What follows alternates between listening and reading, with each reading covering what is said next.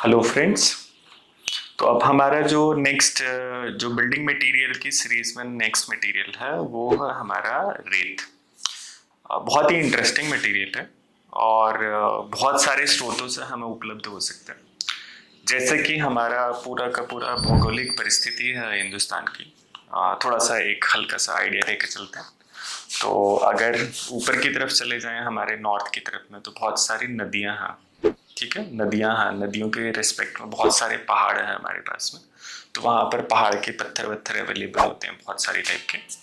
पर उसमें जो प्राइमरी जो स्टोन है, जो ज़्यादातर जो पत्थर मिलते हैं वो हमें मिलते हैं कौन से, जो कि रिवर के साथ में आते हैं।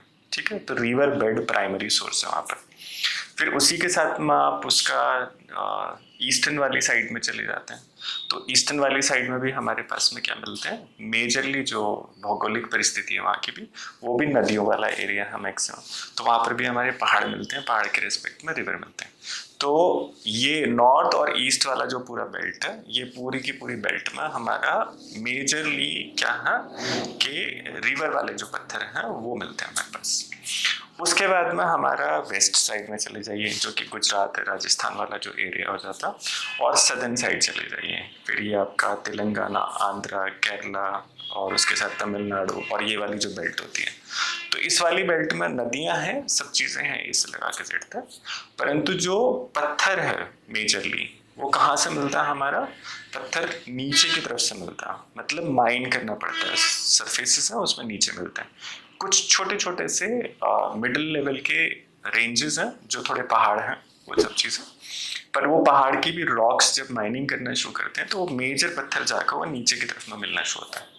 तो ये प्राइमरी मटेरियल जो हमारा जो सबसे ज़्यादा कंज्यूम होने वाला मटेरियल है बिल्डिंग इंडस्ट्री के अंदर ना, चाहे वो आप चिनाई करने के लिए इस्तेमाल कर रहे हैं या कंक्रीट बनाने के लिए इस्तेमाल कर रहे हैं, तो उसमें पत्थर का भरपूर यूज होता है।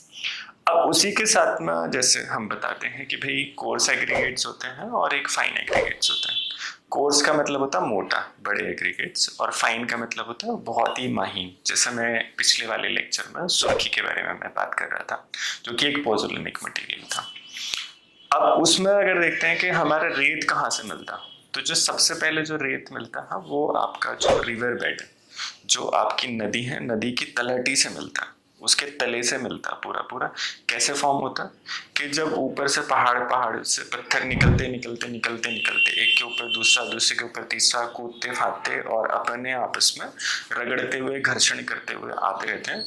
तो उसमें से थोड़ा थोड़ा थोड़ा थोड़ा थोड़ा थोड़ा थोड़ा थोड़ा करके टूटते रहते हैं पत्थर, और फिर उसके बाद में गिरते गिरते गिरते गिरते गोल होते रहते हैं। तो उसमें छोटे छोटे छोटे छोटे पीसेस जो टूटते चले जाते हैं। तो सारा का सारा जितना नीचे वो इकट्ठा होता जाता है, और फिर बहाव बहुत तेज होता है, और ज़्यादा और ज़्यादा और ज़्यादा।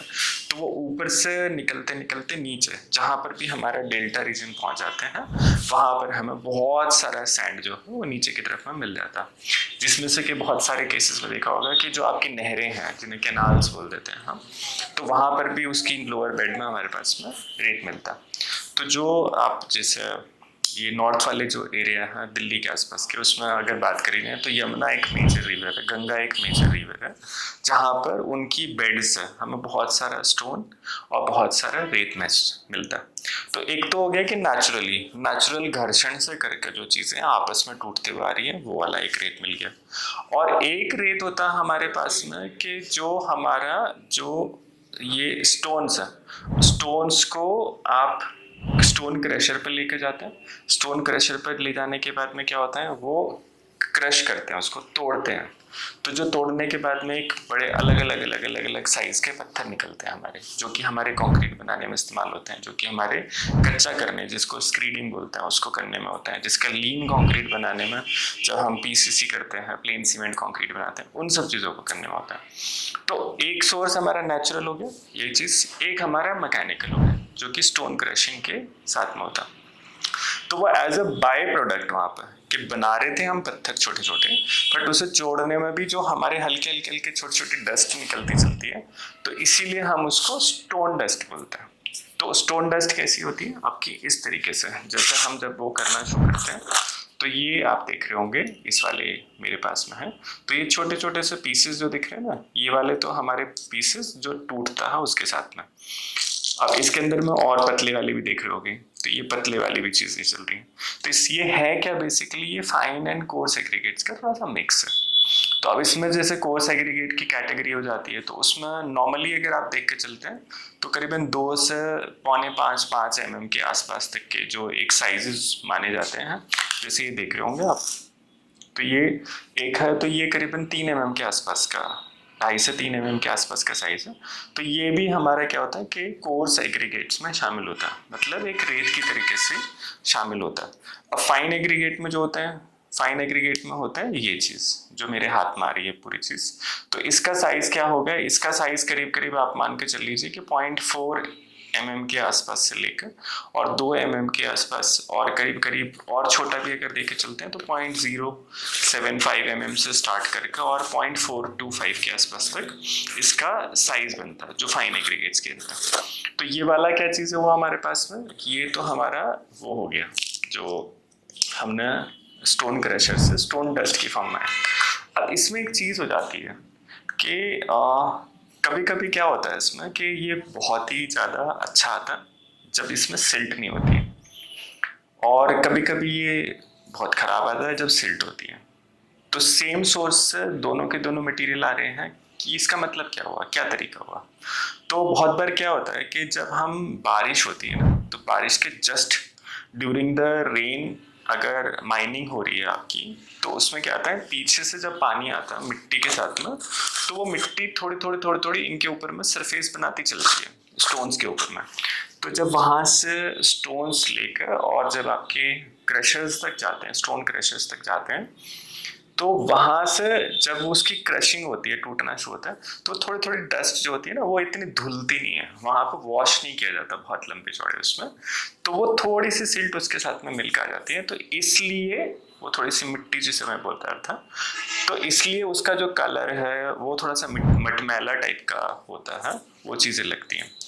दूसरा ऑन द अदर हैंड, जब आप देखा होगा कि जब बारिश होकर निपटती है ऊपर की तरफ में, जब बारिश आपके बर्फ पिघलनी शुरू होती है, तो जो नदियों के अंदर में पानी आता है वो बहुत ही क्लियर वाटर आता है।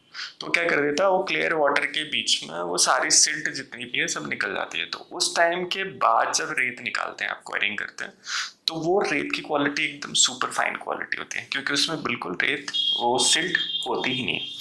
उस स्थिति में कैसा आपके पास में सैंड आता है, उस स्थिति में देखिए ये वाला टाइप का सैंड आता है। इसमें कोई कण किसी भी प्रकार का सिल्ट का नहीं है, और जितनी देखेंगे बहुत सारी चीजें चमक रही हैं इसमें। तो कलर क्या हो गया इसमें, हल्के से ग्रे कलर के, लाइट ग्रे से लगाकर और डार्क ग्रे कलर के तक के सभी चीजें इसमें कलर मिल रहे हैं। और इसके अंदर में देखेंगे दूसरा सेम सैंड, वो ये वाली जो चीज आ गई। तो ये वाला जो सैंड है वो जनरली आपका हल्का सा, जब मिट्टी है, जब सिल्ट की प्रेजेंस है रिवर बेड के अंदर में, और तब जो क्वेरिंग हुई हुई है, ये वो वाला सैंड आपका। बट अगर मेरे से पूछते हैं, तो मेरी रीडिंग में पूछते हैं, तो ये वाला सैंड हमारे लिए सबसे सर्वोत्तम क्वालिटी का सैंड है। उसके बाद में दूसरे नंबर पर पूछते हैं, तो फिर हमारे पास में ये वाली क्वालिटी का स्टोन डस्ट जिसे मैं बता रहा हूँ, वो यूज़ कर सकते हैं आप चिनाई के काम में, फाइन सैंड के काम में। थर्ड नंबर पे मेरे पास में ये आता। बट इसमें और फिर इसमें हमारे पास में चॉइस हो, सुर्खी में और इसमें। तो मैं एनी डे आपको सुर्खी की चिनाई, सुर्खी को सिंपल उसके साथ मिक्स करके सजेस्ट करूंगा कि आप उसे यूज़ कर सकते हैं। उससे आपकी लॉन्जेटिविटी ज़्यादा अच्छी रहेगी। बाइंडिंग प्रॉपर्टीज़ जो है आपस में मटेरियल को बाइंड करने की, वो उस केस में सबसे ज़्यादा अच्छी मिलती हैं। तो ये हमारा बेसिक एक दूसरा मटेरियल हुआ जो सैंड कहलाता है, जो एक बहुत ही प्राइमरी मटेरियल है हमारे चिनाई के काम के लिए, हमारे टाइल लगाने के लिए, हमारे प्लास्टर के लिए, हमारे कंक्रीट के लिए, हमारी स्क्रीडिंग करने के लिए, हमारी छोटी मोटी रिपेयर करने के लिए। और थर्ड मटेरियल जब हम लेंगे अपना, उसके बारे में बात करेंगे। बट एक फिनिश करने से पहले मैं एक छोटी सी चीज़ और बताना चाहूँगा कि हमारे पास में जो रिवर बेड में देखा होगा आपने, अलग अलग तरीके के कलर के स्टोन होते हैं। तो इसका जो कलर दिख रहा है, बहुत लोग बोलते हैं कि इसमें मिट्टी है या उस तरीके का कलर है, पर इसमें मिट्टी नहीं है। आप अगर रिवर बेड के एग्रीगेट्स देखने जाएंगे मोस्टली, तो जो नॉर्थ इंडिया है जहाँ पर ये रिवर्स पहाड़ हैं, तो वहाँ पर आपको कलर्ड स्टोन मिलेंगे। कुछ कलर आपका ग्रे कलर के स्टोन मिलते हैं, डार्क ग्रे कलर के, कुछ लाइट ग्रे कलर मिलते हैं, कुछ आइवरी कलर के मिलते हैं, कुछ वाइट कलर के मिलते हैं। तो जब उसकी क्रशिंग हो रही होती है और डस्ट होती है तो उसमें ये थोड़ा सा वाइटनेस, जो आइवरीनेस दिख रही है, ये क्लोज टू आपके सिल्ट आ जाती है, सिल्ट का जो कलर होता है, या क्लोज टू आपका सॉइल आ जाती है, जो सैंडी सॉइल होती है उसके आ जाती है, परंतु इसके अंदर में मिट्टी नहीं है। तो इसलिए ये भी हमारे पास में एक एग्रीगेटर, और अपने भ्रम को दूर रखिएगा। और अगर फर्दर आपका इसका टेस्ट करना चाहते हैं तो उसमें एक टेस्ट रिकमेंड करा जाता है, वो ये है कि आप पानी का ग्लास लीजिए, शीशे का ग्लास जिसे बोलते हैं, और उसके अंदर में थोड़ा सा मुट्ठी भर या चम्मच भर एग्रीगेट्स जो सैंड वाले हैं, जिसमें भी तीनों चारों क्लासिफिकेशन मैंने बताई है, वो डाल दीजिए। उसके ऊपर जैसे ही डालेंगे तो सिल्ट क्या होती है, सिल्ट डेंसिटी वाइज लाइटर होती है, तो उसमें ऊपर की तरफ में सबसे टॉप में जो लेयर आ जाएगी एक, उसमें दिख जाएगा कि कितनी थिकनेस है उस लेयर की और कैसे दिख रही है वो। उसी से पता चल जाएगा कि लेस देन 0.5% और 1% है, इस तरीके की चीज़ें, बट 1 to 3% इज परमिसिबल। इतनी ज़्यादा क्लियर कट बिल्कुल 100%, जो बोलते हैं ना कि 24 कैरेट गोल्ड की तरीके से आपको कोई मटेरियल नहीं मिलेगा, बट हाँ एक परमिसिबल लिमिट्स होती हैं जो हमारे कोड परमिसिबल लिमिट्स बताते हैं, उसके दायरे में रहते हुए आप इस मटेरियल का भरपूर इस्तेमाल कर सकते हैं। Thank you.